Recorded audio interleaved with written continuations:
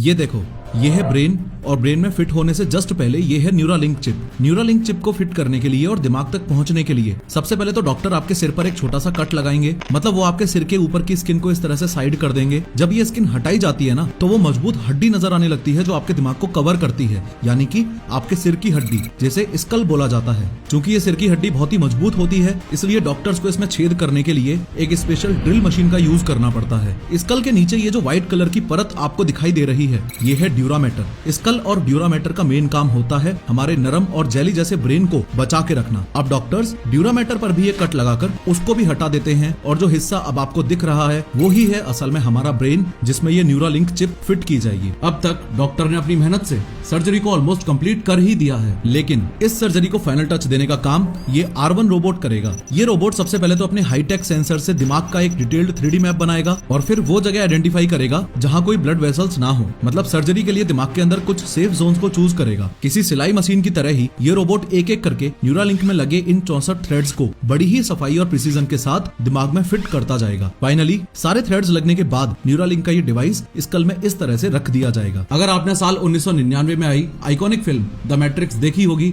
तो आपको याद होगा कि उसमें एक अलग ही तरीके का डिवाइस दिखाया गया था। उस टाइम पर तो हमने सपने में भी नहीं सोचा था कि मैट्रिक्स वाला वो इम्पॉसिबल डिवाइस एक दिन सच में एग्जिस्ट कर पाएगा। पर गेस व्हाट, इलॉन मस्क के न्यूरालिंक ने इस इम्पॉसिबल को पॉसिबल बना दिया है। न्यूरालिंक बिल्कुल वैसा ही है जैसी ये आपकी स्मार्ट वॉच, लेकिन यहाँ पे ट्विस्ट बस इतना सा है कि ये स्मार्ट वॉच आपके हाथ में नहीं बल्कि डायरेक्टली आपके ब्रेन में फिट की जाती है। In a lot of ways, it's kind of like a Fitbit in your skull with tiny wires.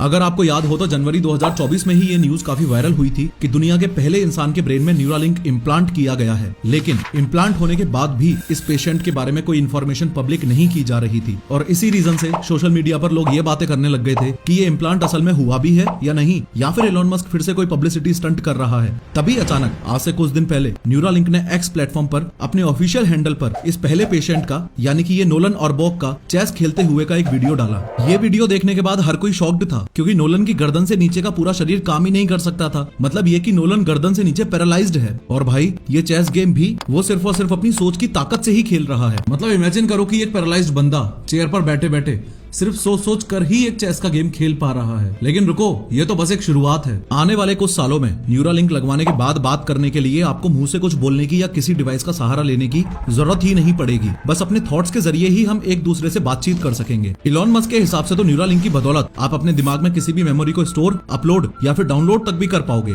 यहाँ तक कि न्यूरालिंक की मदद से कोई भी इंसान अपनी मेमोरीज को एक कंप्यूटर या रोबोट में ट्रांसफर कर पाएगा, यानी कि एक तरह से डिजिटल इमोर्टलिटी अचीव की जा सकती है, यानी डिजिटली वो इंसान अमर हो जाएगा। अब ये चीज तो पास्ट में हम सब काफी टाइम से नोटिस करते हुए आ रहे हैं कि टेक्नोलॉजिकल एडवांसमेंट का जितना एडवांटेज होता है उससे ज्यादा उसका मिसयूज भी होता है। क्योंकि न्यूरालिंक भी एक इलेक्ट्रॉनिक डिवाइस है, तो क्रिमिनल्स इसे भी कंप्यूटर या फोन की तरह हैक तो कर ही सकते हैं ना। सोचो, अगर आपके दिमाग में फिट किए गए इस डिवाइस में कोई कंप्यूटर वायरस ही डाल दिया जाए तो।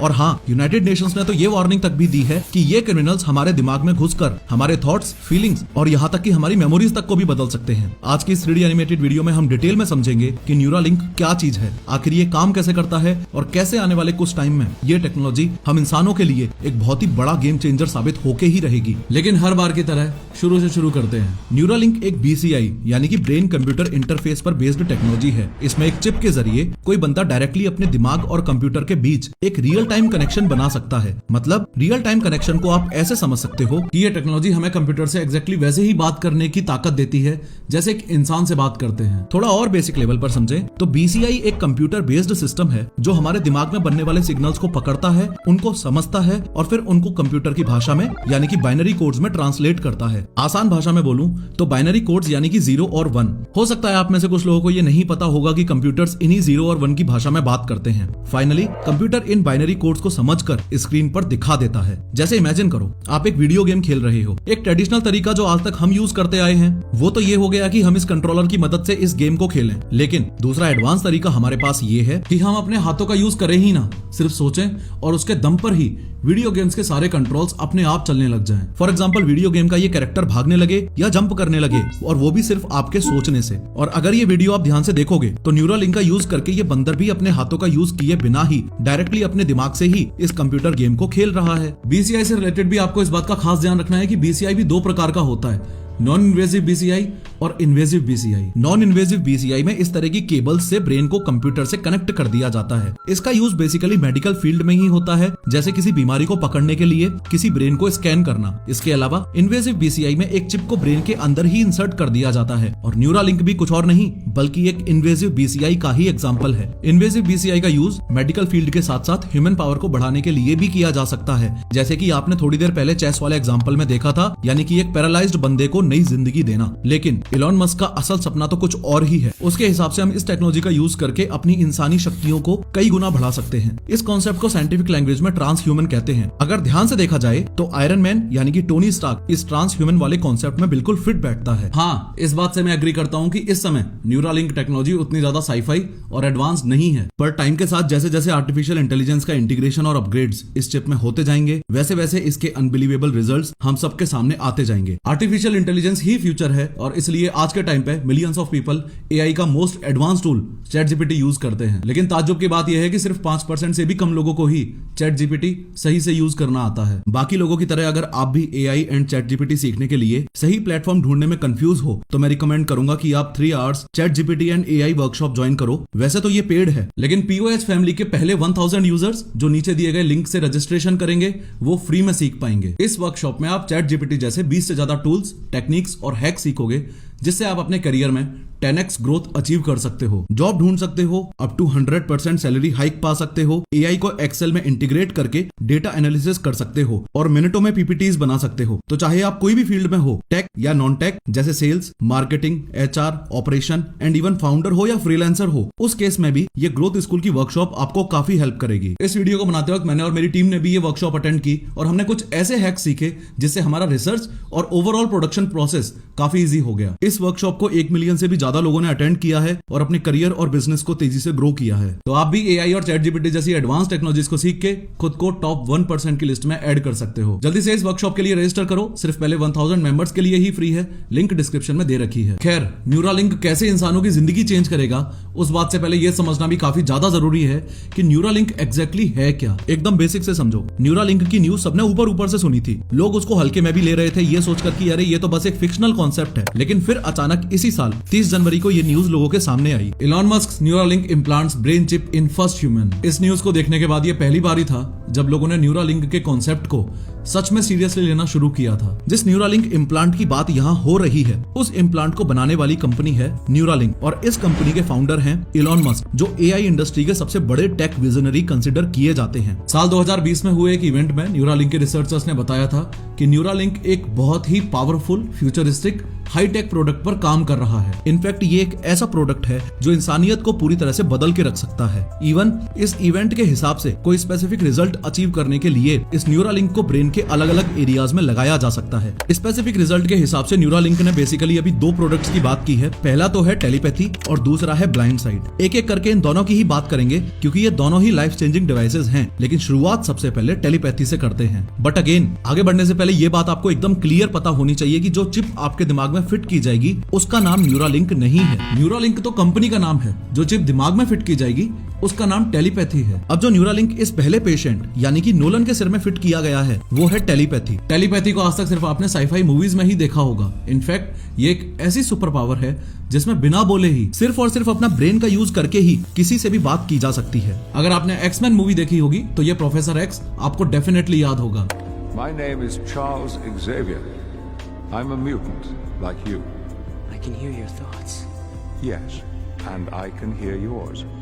इस वीडियो में आप क्लियरली देख पा रहे होंगे कि कैसे प्रोफेसर एक्स ने बिना बोले बस अपने दिमाग के जरिए ही सबसे बात कर ली है। न्यूरालिंक कंपनी अपने टेलीपैथी डिवाइस के थ्रू कुछ ऐसा ही अचीव करना चाहती है। इवन नोलन ने भी अपने आप को इस प्रोफेसर एक्स से ही कंपेयर किया है। खैर, टेलीपैथी के इस फर्स्ट वर्जन का नाम है N1 इम्प्लांट। शॉकिंगली ये N1 इम्प्लांट इतना छोटा है कि इसका साइज लगभग 5 रुपए के सिक्के के बराबर ही है। अब अगर इस N1 इम्प्लांट की बात करें तो ये N1 इम्प्लांट टोटल 4 सेक्शन से मिलकर बनता है। पहला सेक्शन है बायोकम्पैटिबल एनक्लोजर का, दूसरा सेक्शन है बैटरी का, तीसरे सेक्शन में है ये चिप और लास्ट सेक्शन में है ये पॉलीमर थ्रेड्स। एक एक करके इन सभी सेक्शंस को डिटेल में समझते हैं। सबसे पहला सेक्शन यानी कि ये बायोकम्पेटिबल एनक्लोजर एक ऐसा प्रोटेक्टिव कवर है जो पॉलीमाइड नाम से एक मटेरियल से बना है। इस मटेरियल की सबसे खास बात ये है कि ये ह्यूमन बॉडी में जाकर कोई सूजन या डैमेज क्रिएट नहीं करता है। अगले सेक्शन में है ये बैटरी और इस बैटरी की यूनिक बात ये है कि ये बैटरी वायरलेस चार्जिंग टेक्नोलॉजी पर बेस्ड है। अब इस टेक्नोलॉजी को एक एग्जांपल की मदद से समझो। इस आईफोन को चार्ज करने के लिए जैसे ही मैंने इसे चार्जिंग पैड पर रखा वैसे ही इसमें ये इलेक्ट्रोमैग्नेटिक करंट बनना शुरू हो गया। चार्जिंग पैड के ऊपर रखे हुए इस आईफोन में ये करंट इस तरह से पास होगा और बैटरी को चार्ज करना शुरू कर देगा।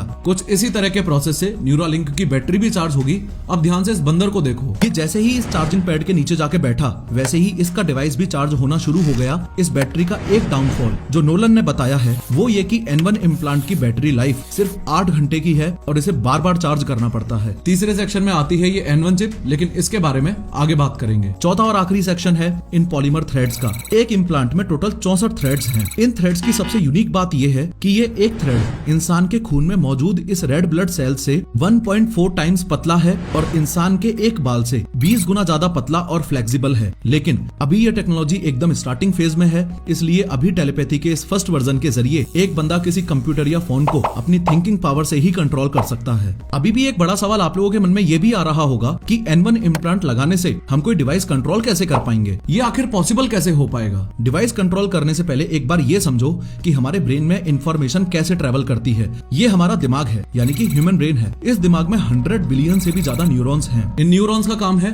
पूरी बॉडी में इंफॉर्मेशन पहुंचाना। न्यूरॉन्स आपस में कुछ इस तरह से जुड़े रहते हैं। अब ये न्यूरॉन किसी भी इंफॉर्मेशन को एक सीक्रेट कोड यानी कि एक इलेक्ट्रिक सिग्नल में चेंज कर देता है। ये इलेक्ट्रिक सिग्नल्स एक न्यूरॉन से दूसरे न्यूरॉन तक जाते हैं और इस तरह से एक कम्युनिकेशन नेटवर्क बनाना शुरू कर देते हैं। इस कम्युनिकेशन के दौरान ही न्यूरॉन्स के अंदर जो इलेक्ट्रिकल एक्टिविटी होती है उसे एक्शन पोटेंशियल या न्यूरॉन स्पाइक बोला जाता है। इनफैक्ट एलॉन मस्क ने भी अपने एक रिसेंट पोस्ट में इस न्यूरॉन स्पाइक की बात की थी। खैर, जब ये न्यूरॉन्स फायर करते हैं तो एक इलेक्ट्रिक फील्ड बनना शुरू हो जाता है और ये इलेक्ट्रिक फील्ड इलेक्ट्रोड्स के जरिए डिटेक्ट किया जा सकता है। आसान भाषा में समझाऊं तो इलेक्ट्रोड्स वो मटेरियल हैं जो इलेक्ट्रिसिटी को आराम से अपने अंदर से गुजरने देते हैं। और हाँ, वो N1 इम्प्लांट जिसके बारे में हमने बात की थी उसके हर एक थ्रेड पर इस तरह के 16 इलेक्ट्रोड्स लगे हुए हैं, मतलब कि कुल मिलाकर 1024 इलेक्ट्रोड्स। तो बेसिकली कहने का मतलब ये है कि आप जो भी फील करोगे उसको ये 1024 इलेक्ट्रोड्स बहुत ही आसानी से रिकॉर्ड कर लेंगे। ये तो बात हुई ब्रेन की फंक्शनिंग की, लेकिन न्यूरालिंक इन इलेक्ट्रिक सिग्नल्स का करता क्या है अब वो देखो। अब न्यूरालिंक के ये जो थ्रेड्स हैं ये इस इलेक्ट्रिक सिग्नल को कैच करके N1 चिप तक पहुंचा देते हैं और फिर ये N1 चिप ही है जो इन सिग्नल्स को समझने का काम करती है। थोड़ा आसान भाषा में बताऊं तो ये N1 चिप इस इम्प्लांट का हार्ट है। मैं ऐसा इसलिए कह रहा हूं क्योंकि यही चिप है जो ब्रेन और कंप्यूटर के बीच में एक ट्रांसलेटर की तरह काम करती है। इसके लिए सबसे पहले ये चिप इलेक्ट्रिक सिग्नल्स को बाइनरी कोड यानी कि 0 और 1 में बदलती है और फिर ब्लूटूथ के जरिए ब्रेन से सीधा कंप्यूटर तक की इंफॉर्मेशन भेज देती है। इसको एक एग्जाम्पल से समझो। इमेजिन करो कि आपने ये N1 इम्प्लांट अपने स्कल में फिट करवा लिया है और अब आपको कंप्यूटर का कर्सर मूव करना है। ओवरऑल सिचुएशन कुछ ऐसी है कि जब आप कर्सर को ऊपर की तरफ लेकर जाते हो तो ब्रेन के इस मोटर कॉर्टेक्स के कुछ न्यूरॉन्स इस तरह एक्टिवेट हो जाते हैं। सिमिलरली अगर आप ये कर्सर नीचे की तरफ लेकर जाते हो तो मोटर कॉर्टेक्स के कुछ और न्यूरॉन्स एक्टिवेट हो जाएंगे। पूरा सीन कुछ ऐसा है कि न्यूरॉन्स एक्टिवेट होकर जब इलेक्ट्रिक सिग्नल भेजना शुरू करते हैं तो ये थ्रेड्स उन सिग्नल्स को कैच करके N1 चिप तक पहुंचा देते हैं। फाइनली ये चिप ब्लूटूथ की मदद से कंप्यूटर को कर्सर मूव करने का ऑर्डर देने लग जाती है। खैर, आप में से कुछ लोगों को ये नहीं पता होगा, लेकिन हमारा दिमाग भी हर हार्ट बीट के साथ कुछ इस तरह से पल्सेट करता रहता है, यानी कि हल्का हल्का मूवमेंट करता रहता है। इसी के साथ ये थ्रेड्स भी इतने ज्यादा पतले होते हैं कि एक इंसान के लिए ये ऑलमोस्ट इम्पॉसिबल है कि विदाउट मिस्टेक इन थ्रेड्स को सही से लगा पाए। यही कारण है कि इन थ्रेड्स को बिल्कुल सही जगह पर लगाने के लिए एक रोबोट का इस्तेमाल किया जा रहा है। तो अभी तक ये बात तो आपको अच्छे से समझ आ गई होगी कि ये न्यूरालिंक आखिर काम कैसे करता है। लेकिन इस पूरी कहानी में सबसे बड़ा ट्विस्ट ये है कि इस न्यूरालिंक का गलत इस्तेमाल सिर्फ क्रिमिनल्स और हैकर्स ही नहीं बल्कि कंपनी खुद भी तो कर सकती है। समझो कैसे। हाल ही में न्यूरालिंक में एक इवेंट में एलॉन मस्क ने N1 इम्प्लांट को आईफोन के पहले वर्जन के साथ कंपेयर किया था और एलॉन ने ये भी बोला था कि न्यूरालिंक के अपग्रेडेड वर्जन्स भी डेवलप किए जाएंगे। ये बात शायद आपको पता नहीं होगी, पर जब भी आईफोन का नया मॉडल लॉन्च होता है तो एप्पल कंपनी अपने पुराने फोन्स को स्लो कर देती है। ये चीज हजारों केसेस में ऑब्जर्व की गई है। तो इस बात के भी तो चांसेस बन सकते हैं कि न्यूरालिंक के नए मॉडल्स आते ही वो अपने पुराने मॉडल्स के इम्प्लांट को स्लो करने लग जाए। इसके अलावा एक और बात सोचो कि क्या हो अगर एलॉन मस्क एक नया वर्जन न्यूरालिंक X लॉन्च कर दे जिसमें जिसमें हमें अपनी ही मेमोरीज को एक्सेस करने के लिए नेटफ्लिक्स और जियो सिनेमा की तरह सब्सक्रिप्शन फीस देनी पड़ जाए। एक बात और सोच के देखो कि आप किसी थॉट में डूबे हुए हो और अचानक से ही आपके दिमाग में यूट्यूब एड्स की तरह एक अनस्किपेबल एड आ जाए। ओवरऑल अपने ब्रेन के कंट्रोल्स किसी दूसरी कंपनी के हाथ में देने के बारे में आपके जेन्युइन थॉट्स क्या हैं, कमेंट्स में जरूर बताना। I am super excited to read. इन सारे कॉन्फ्लिक्टिंग आर्गुमेंट्स के अलावा जो एक बहुत बड़ा सवाल आके खड़ा हुआ है वो है एनिमल टेस्टिंग का। न्यूरालिंक ने अपनी ह्यूमन ट्रायल्स शुरू होने से पहले इसकी टेस्टिंग बहुत से जानवरों पर की थी। न्यूरालिंक के एक्स एम्प्लॉइज ने एनिमल टेस्टिंग में होने वाली क्रूएल्टी को एक्सपोज करते हुए ये तक बताया था कि कैसे इलॉन मस्क इन जानवरों पर होने वाले एक्सपेरिमेंट्स को जल्दी पूरा करने के लिए प्रेशराइज करता था। इनफैक्ट जब टेस्ट फेल होते थे तो और भी ज्यादा जानवरों को इन एक्सपेरिमेंट्स के लिए यूज किया जाता था। स्क्रीन पर दिखाई गई न्यूज के अकॉर्डिंग तो दुख की बात यह है कि मार्केट में अपना प्रोडक्ट जल्दी से जल्दी लॉन्च करने के चक्कर में न्यूरालिंक ने अब तक करीबन 1500 जानवरों को मौत के घाट उतार दिया है। ज्यादातर मामलों में इन्फेक्शन होने से, दिमाग में सूजन आने से और इम्प्लांट की गलत प्लेसमेंट होने की वजह से इन जानवरों की मौत हुई है। इतनी मौतें ये सब साबित करती हैं कि अभी भी न्यूरालिंक एक शुरुआती दौर में ही है। इनफैक्ट यही सारी प्रॉब्लम्स जानवरों की तरह इंसानों में भी तो हो सकती हैं और इनका नतीजा जानवरों के केस में आप ऑलरेडी देख चुके हो,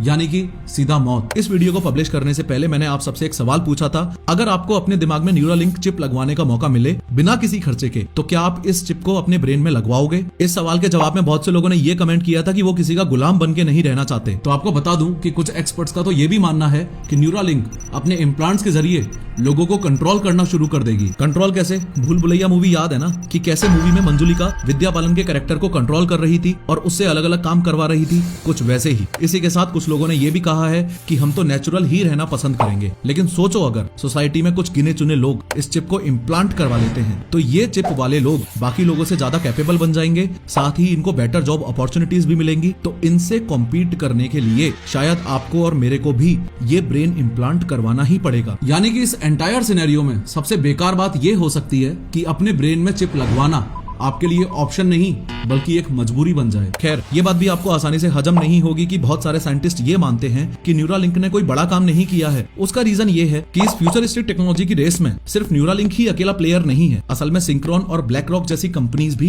टेलीपैथी जैसे अमेजिंग डिवाइसेस पहले से ही डेवलप कर चुकी हैं। एक मेजर डिफरेंस यहाँ पर यह है कि सिंक्रोन और ब्लैक रॉक का मकसद सिर्फ फिजिकली डिसेबल्ड लोगों की मदद करना है, लेकिन न्यूरालिंक क्लेम करता है कि उसका असली विजन कुछ और ही है, यानी कि इंसान के बेनिफिट के लिए इंसान को एआई से जोड़ना, यानी कि इंसान को ट्रांस ह्यूमन बनाना। न्यूरालिंक की वेबसाइट पर भी यही विजन लिखा हुआ है कि आने वाले फ्यूचर में ह्यूमन पोटेंशियल को इस तरह से और भी आगे बढ़ाया जा सकता है। तो मुद्दा यह है कि इस एम्बिशियस गोल को अचीव करने के लिए न्यूरालिंक ने नया क्या किया है। असल में न्यूरालिंक ने अपनी राइवल कंपनीज के डिवाइसेस की कमियों को ही अपनी ताकत बना लिया है। शॉर्ट में इस बात को ऐसे समझो, सिंक्रोन कंपनी का ये डिवाइस है स्टेंट रॉड। इस स्टेंट रॉड के दो मेन पार्ट्स हैं, पहला ये स्टेंट और दूसरा ये चेस्ट इम्प्लांट। अब देखो, ब्रेन के इस मोटर कॉर्टेक्स में एक नर्व है, सुपीरियर सेजिटल साइनस नर्व। इस स्टेंट को डायरेक्टली ब्रेन की इस नर्व में डाल दिया जाता है। अब ये स्टेंट मोटर कॉर्टेक्स से निकलने वाले इलेक्ट्रिक सिग्नल्स को रीड करता है और इन सिग्नल्स को इस चेस्ट इम्प्लांट को भेज देता है। ये चेस्ट डिवाइस ब्रेन सिग्नल्स को बाइनरी कोड्स में ट्रांसलेट करके ब्लूटूथ के जरिए कंप्यूटर को ट्रांसफर कर देता है। इस पूरे प्रोसेस का सबसे बड़ा नेगेटिव पॉइंट है वो ये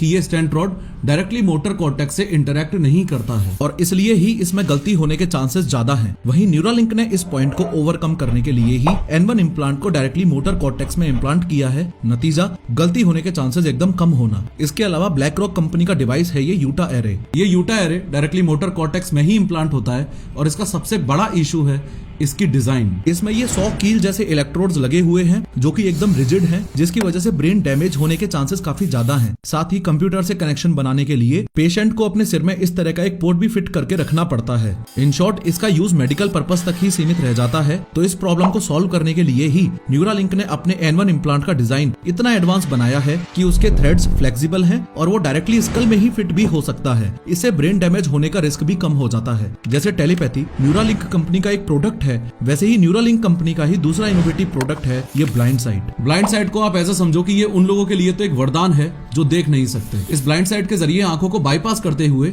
इमेज को डायरेक्टली ब्रेन तक ही पहुंचा दिया जाएगा। जिस तरह से टेलीपैथी में ब्रेन के इस मोटर कॉर्टेक्स रीजन को टारगेट किया गया था, वैसे ही ब्लाइंड साइट में ब्रेन के पीछे मौजूद इस विजुअल कॉर्टेक्स रीजन को भी टारगेट किया जाएगा। इसके लिए टेलीपैथी इम्प्लांट की तरह ही सेम प्रोसीजर से एक इम्प्लांट विजुअल कॉर्टेक्स में किया जाएगा। इस बंदे को इस तरह का एक चश्मा लगाया जाएगा जिसमें कैमरा लगा हुआ होगा होगा, ये कैमरा ही आंखों का काम करेगा। अब ये कैमरा सामने आने वाली चीज को रिकॉर्ड करके डायरेक्टली ब्लूटूथ से इस इम्प्लांट को सिग्नल भेजेगा और ये इम्प्लांट ब्रेन में इस इमेज को जनरेट कर देगा। और अगर आप ध्यान से समझोगे तो इंसानों के देखने का प्रोसेस भी तो कुछ ऐसा ही है। खैर, न्यूरालिंक इंसानों की जिंदगी बदलने के लिए एक बहुत बड़ा कदम हो सकता है। इस न्यूरालिंक की मदद से एग्जैक्टली क्या क्या किया जा सकता है, ये बात सिर्फ कंपनी में काम कर रहे रिसर्चर्स ही जानते हैं। लेकिन कॉन्सेप्चुअली बात की जाए तो न्यूरालिंक से सबसे ज्यादा हेल्प जिन्हें मिलेगी वो है फिजिकली डिसेबल्ड लोग। ये है ब्रेन और ये है स्पाइनल कोड। अब तक आप ये समझ चुके हो कि ब्रेन किसी भी इंफॉर्मेशन को बॉडी तक पहुंचाने के लिए इलेक्ट्रिक सिग्नल्स का यूज करता है और ये सिग्नल स्पाइनल कोड को क्रॉस करते हुए बॉडी में जाते हैं। पर कुछ केसेस में किसी चोट या बीमारी की वजह से इस ब्रेन और स्पाइनल कोड के बीच का कनेक्शन टूट जाता है, जिसकी वजह से ये सिग्नल्स बॉडी तक नहीं पहुंच पाते हैं। ऐसी सिचुएशन में न्यूरालिंक एक ब्रिज का काम करती है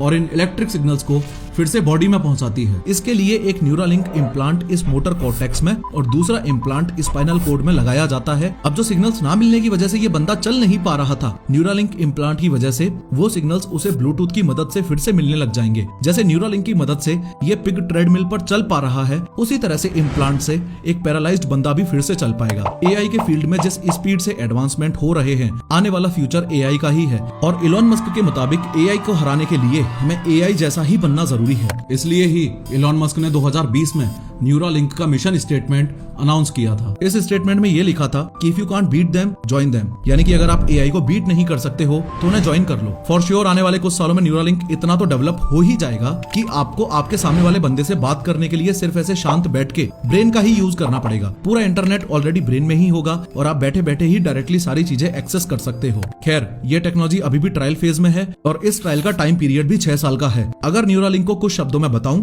तो ये एक डिजिटली अपग्रेडेड ब्रेन है। खैर, इंडिया में डीप फेक फ्रॉड्स के केसेस बहुत तेजी से बढ़ रहे हैं और इस वीडियो में मैंने डिटेल में बताया है कि डीप फेक फ्रॉड से कैसे बचना है।